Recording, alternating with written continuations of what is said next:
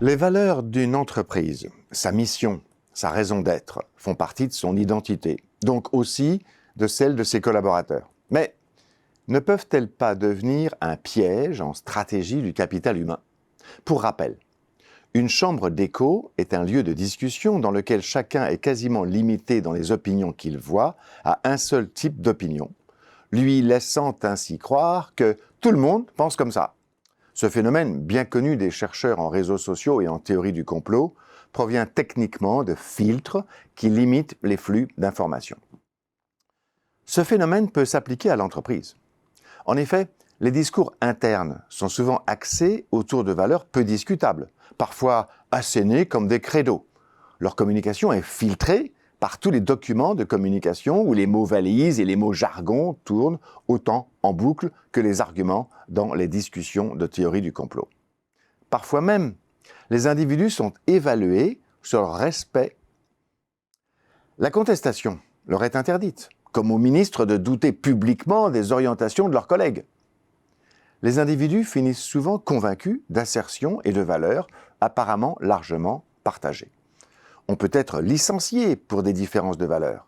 Leur pouvoir est donc considérable et l'individu est plus qu'invité à ne pas les contester. Les valeurs sont souvent creuses ou d'une affligeante banalité. Dire que l'homme est au centre, ou l'innovation est notre moteur, ou le client est roi, et autres fadaises. Fadaises, car le contraire n'aurait aucun sens. Veut surtout dire que les valeurs ne sont pas différenciantes par rapport aux concurrents. Alors, les mots creux et les slogans creux peuvent-ils avoir un sens? En fait, oui. Car ce qui compte n'est pas leur formulation première, mais l'interprétation qui en est donnée à un moment donné par les dirigeants. Ainsi, la République française est symbolisée par 3 mots, liberté, égalité, fraternité, qui peuvent apparaître creux et trop génériques. Leur contraire est difficilement défendable. Mais ils sont utilisés de l'extrême droite à l'extrême gauche. Chacun à sa façon et avec son interprétation, avec des sens et des messages qui se veulent pour chacun positifs, d'espoir, de changement, etc. L'interprétation détermine la valeur du mot. Des valeurs génériques peuvent donc être aussi bien des valeurs prisons que des valeurs fenêtres, selon la façon dont on les habille. La question est donc plutôt comment les utiliser au mieux et comment éviter la manipulation grossière qu'elles pourraient occasionner.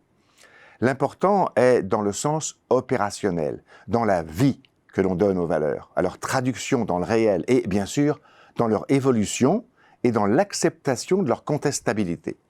Est-ce grave, docteur?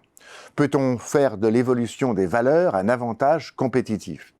Oui, c'est grave, si la façon dont les valeurs sont émises et diffusées met en danger l'attractivité d'une entreprise, sa crédibilité ou sa pérennité, si elles sonnent trop creux et trop bullshit aux oreilles des candidats, et si la rigidité de leur interprétation interdit de proposer de déboulonner la statue du commandeur. Non, si les fenêtres sont ouvertes. Les valeurs sont aussi faites pour évoluer. Une valeur sociale avance par les marges de la société. C'est la même chose dans l'entreprise. Ne pas laisser sa place à la contestation et mettre en danger l'avenir. La philosophie de Karl Popper peut s'appliquer par analogie avec les valeurs.